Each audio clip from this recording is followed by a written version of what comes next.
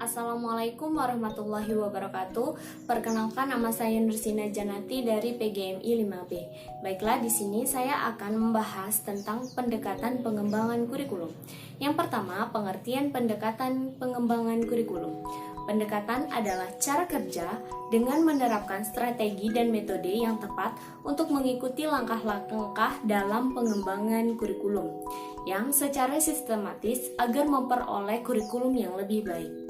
Pendekatan lebih menekankan pada usaha dan penerapan langkah-langkah atau cara kerja dengan menerapkan suatu strategi dan beberapa metode yang tepat yang dijalankan dengan sesuai langkah-langkah yang sistematis untuk memperoleh suatu hasil yang baik.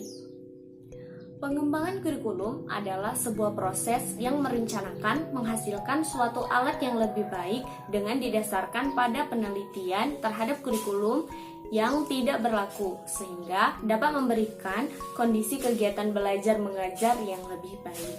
Pengembangan kurikulum pendidikan adalah hal wajib yang dilakukan untuk menciptakan kemajuan. Tanpa adanya usaha pengembangan kurikulum, maka semua proses pendidikan hanya akan berjalan di tempat atau stagnan saja. Bagi mereka yang menginginkan kemajuan, hendaknya perubahan tersebut akan dimaknai sebuah proses untuk maju. Ada beberapa pendekatan-pendekatan dalam pengembangan kurikulum. Yang pertama adalah pendekatan subjek akademik, yang kedua pendekatan humanistik, yang ketiga pendekatan berbasis kompetensi, yang keempat pendekatan teknologi, dan yang kelima adalah pendekatan rekonstruksi sosial. Yang pertama adalah pendekatan subjek akademik.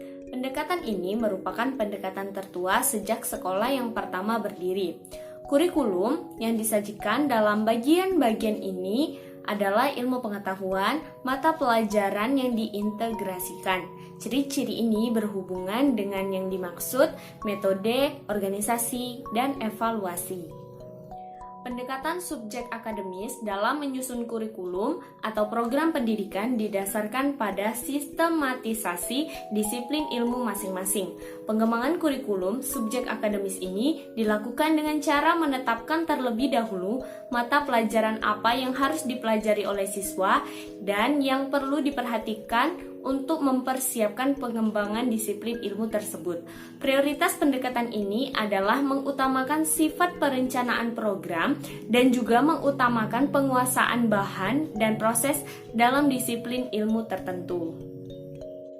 Kelemahan dari pendekatan ini adalah kegagalan dalam memberikan perhatian kepada yang lainnya dan melibatkan bagaimana isi dan disiplin dapat membawa mereka pada permasalahan kehidupan modern yang kompleks dan tidak dapat menjawab hanya dalam satu ilmu saja. Yang kedua adalah pendekatan humanistik. Pendekatan humanistik adalah pengembangan kurikulum yang bertolak dari ide memanusiakan manusia. Penciptaan konteks yang akan memberi peluang manusia untuk menjadi lebih human, untuk mempertinggi harkat manusia, merupakan dasar filosofi, dasar teori, dan dasar evaluasi serta dasar pengembangan program pendidikan.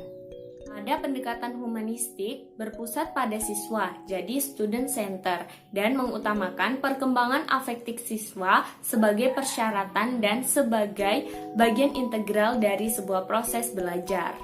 Prosedurnya juga mirip dengan pendekatan teknologi, yaitu dipilih materi-materi yang relevan dengan fungsinya dan diklasterkan menurut fungsi pembinaannya.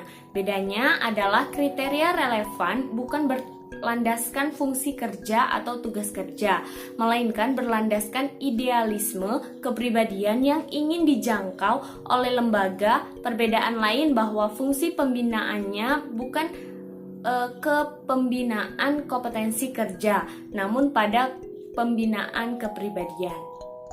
Yang ketiga adalah pendekatan berbasis kompetensi.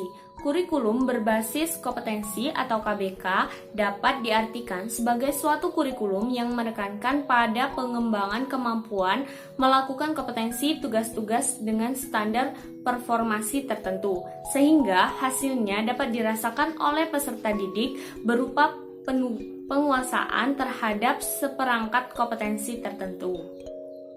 KBK diarahkan untuk mengembangkan pengetahuan, pemahaman, kemampuan nilai, sikap, dan minat peserta didik agar dapat melakukan suatu hal dalam bentuk kemahiran, ketepatan, dan keberhasilan dengan penuh tanggung jawab.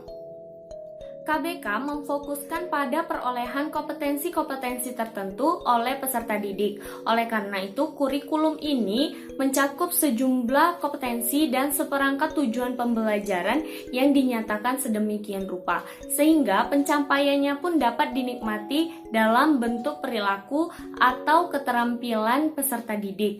Sebagai suatu kriteria keberhasilan KBK menuntut guru yang berkualitas dan profesional untuk melakukan kerjasama dalam rangka meningkatkan kualitas pendidikan. Yang keempat adalah pendekatan teknologi. Dalam mengembangkan kurikulum, bertolak dari analisis kompetensi yang dibutuhkan untuk melaksanakan tugas-tugas tertentu sesuai dengan job analisis. Kriteria pendekatan ini adalah bahwa hasil kurikulum harus dapat terukur atau dapat dievaluasi. Karena itu, tujuan dalam bentuk indikator dan kata-katanya harus operasional. Yang kelima adalah pendekatan rekonstruksi sosial. Dalam menyusun kurikulum, bertolak dari problem sosial yang menghadapi masyarakat, sehingga dapat memecahkan masalah sosial secara kooperatif dan kolaboratif. Dengan demikian, akan terbentuk tatanan masyarakat yang jauh lebih baik. Jadi, fungsi pendidikan di sini berupaya untuk mewujudkan tatanan masyarakat yang lebih baik, bermartabat, dan berkarakter sehingga terbentuk masyarakat madani. Contoh pendekatan yang digunakan dalam pengembangan kurikulum di Indonesia. Penyusunan kurikulum menghendaki kepada teori, konsep, dan data-data yang kuat, yang didasarkan pada hasil-hasil pemikiran dan penelitian yang mendalam. Penyusunan kurikulum ini juga tidak didasarkan pada teori saja atau konsep dan data yang kuat dan dapat berakibat fatal terhadap pendidikan itu sendiri. Hal ini yang sendirinya akan menyebabkan kegagalan proses pengembangan manusia seutuhnya. Contoh pendekatan kurikulum subjek akademik misalnya pada pelajaran bahasa Arab yang mempunyai 4 aspek penilaian seperti mendengarkan, berbicara, membaca, dan menulis. Keempatnya sangat berkaitan dalam pemerolehan dan pengembangan bahasa seseorang. Kemudian didukung dengan pelajaran kaidah bahasa dan mata pelajaran yang lainnya seperti pendidikan agama Islam yang terdiri dari berbagai aspek yaitu fikih, akidah akhlak, dan sejarah kebudayaan Islam serta Al-Quran hadis. Contoh pendekatan pengembangan kurikulum rekonstruksi sosial, misalnya kurikulum ini tidak menuntut untuk dibuat sebagai bidang mata pelajaran tersendiri. Kurikulum rekonstruksi sosial ini dapat dimasukkan dalam bidang-bidang ilmu pelajaran seperti pelajaran IPS, sejarah, antropologi, bidang-bidang ilmu pelajaran sosial, dan interaksi dengan masyarakat. Maka sangat cocok dengan adanya kurikulum rekonstruksi sosial ini dapat dimasukkan dalam mata pelajaran sosial. Baiklah, itu saja presentasi dari saya. Saya akhiri, wabillahi taufiq wal hidayah. Wassalamualaikum warahmatullahi wabarakatuh.